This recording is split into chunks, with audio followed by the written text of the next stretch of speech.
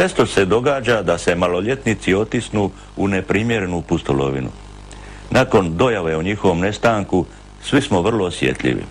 Ovoga puta jedan se dječak sa skupinom prijatelja uputio prema vrhu Oštra Glava iznad Mokošice kod Dubrovnika, gdje se ozlijedio. Nakon dojave o nesreći, sve su službe odmah pohitale u pomoć. Pa evo ja i susjed Ante, mi smo se već to popodne odlučili gore da pođemo osvojiti brdo iznad Mokošice.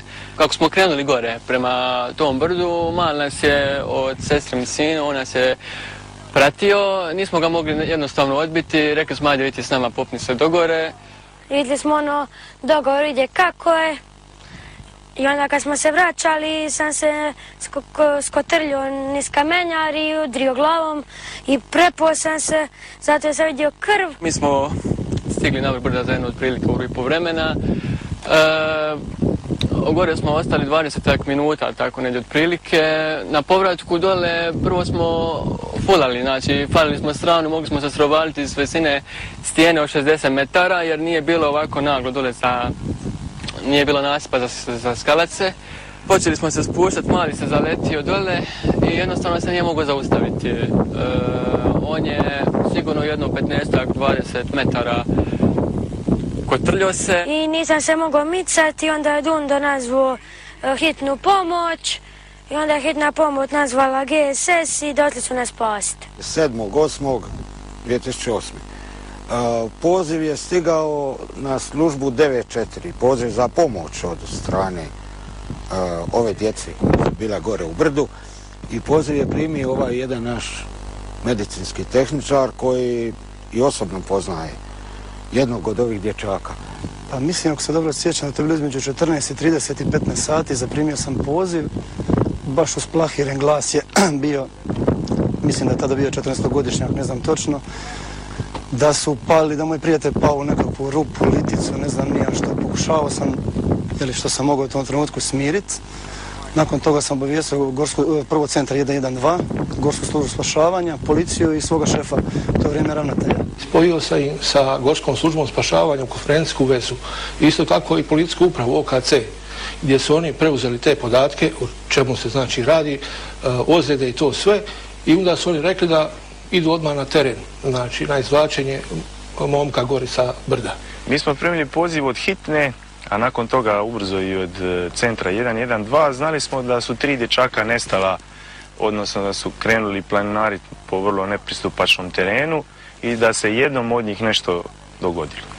Krenuli smo na teren, već je padao i mrak, tako da je postojala velika mogućnost da ta akcija postane još ozbiljnija. Nakon toga sam se dogovorio sa, mislim da se Leo zvao, pitao sam koliko ima crtica na mobitelu, da ugasim mobitel, da se čujemo svako pola sata, dakle u 15:30 pa u 16:30.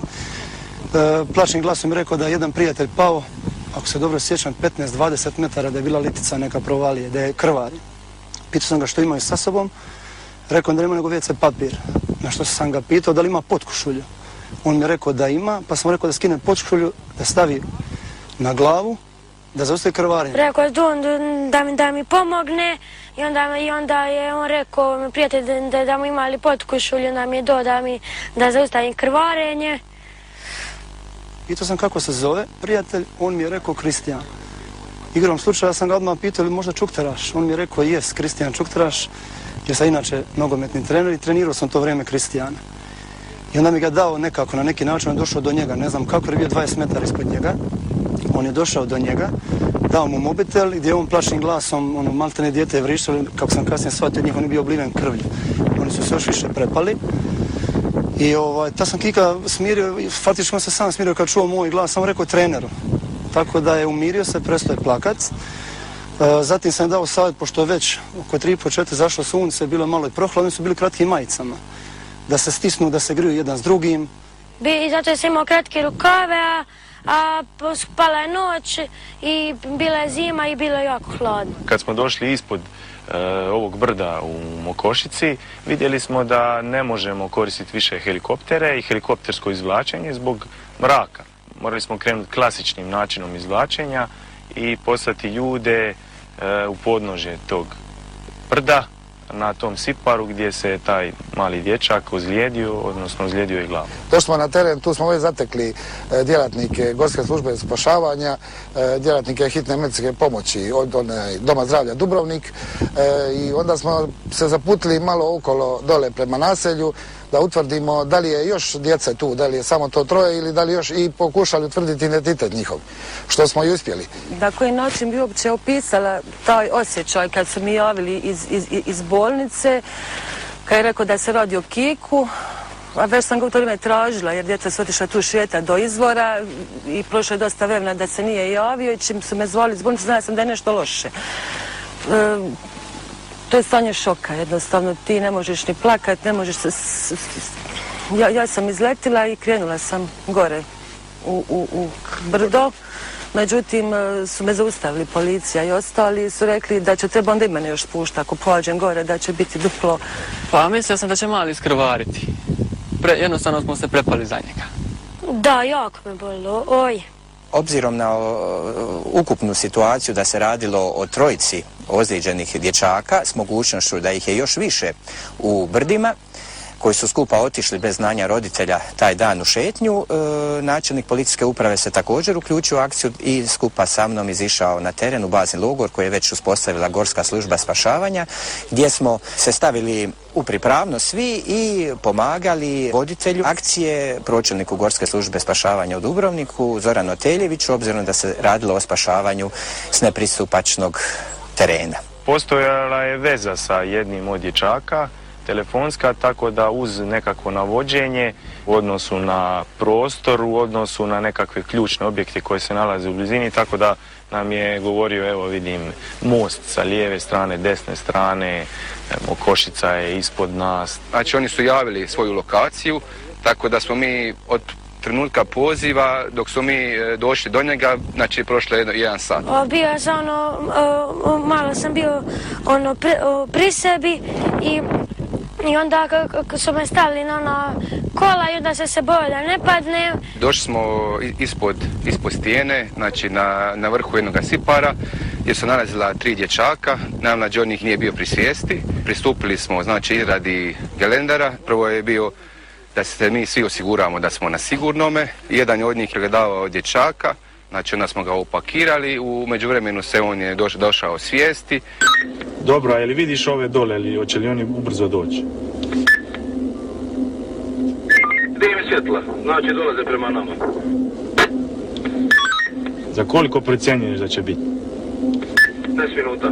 Radi sumnje na ozljedu glave i leđa, transport smo trebali organizirati tako da ga stavimo u mariner nosila. Napravili smo sistem za spuštanje i spustili smo ga, znači, niz Sipar. Zbog dužine puta napravili smo još jedno međusidrište. Kad je došao mariner sa jednim našim spašavateljem, onda smo skupa krenuli sa toga drugoga međusidrišta. Dok nismo došli na ravan dio gdje taj cijeli sustav nije trebao više osiguravati, nego jednostavno putem nositi do hitne pomoći.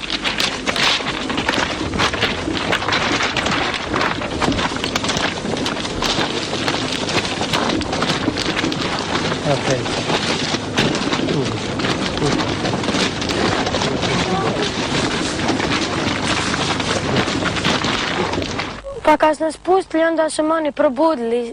Toga nas sam vidio mamu. Kiko, tu je mama, tu. Evo ga. Daj se tu glavu. Daj glavu.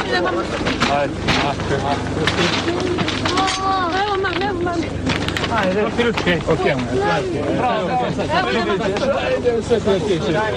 Čekaj, ovako. Kad sam ga vidjela nakon onim nosilima zamotanog i to je bilo isto strašno, ali kad sam mu čula glas, kad je zvo mama, nekako je to sve onda lakše bilo. Teren je bio dosta onako, ne baš, bio je zahtjevan teren. Morali smo sravniti neke stijene koje su bile oko njega i krenuo je transport i stigli smo. I onda su me odveli na hitnu i onda sam bio puno bolji. Ti sati su bili najduži u životu i sigurno ta cijela situacija je veliki šok na meni. I danas kad prolazim, uopće ne volim gledat gore. Jednostavno mi se vrati to sve nekako, taj osjećaj i taj cijeli dan i opet to proživim ponovno.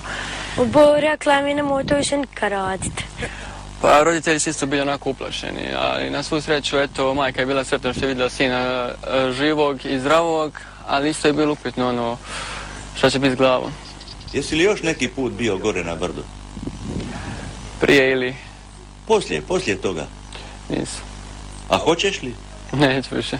Suradnja je bila dobra, čin da dignuta je možda i na veću razinu s obzirom da je i naš načelnik sam policijske uprave, tada gospodin Sokolar, izašao na teren i pratio cijelu tu situaciju.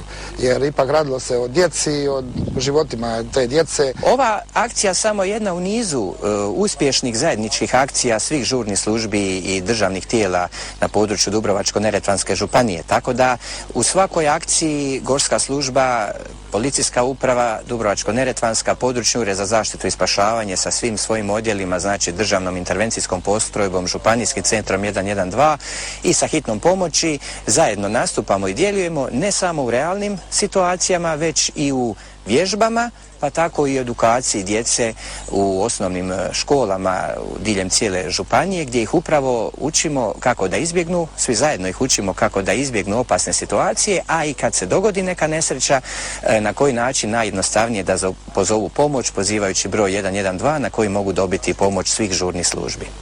Kad drugi put budeš u nevolji, znaš li koji bi broj trebalo nazvati? 112. A zašto baš 112?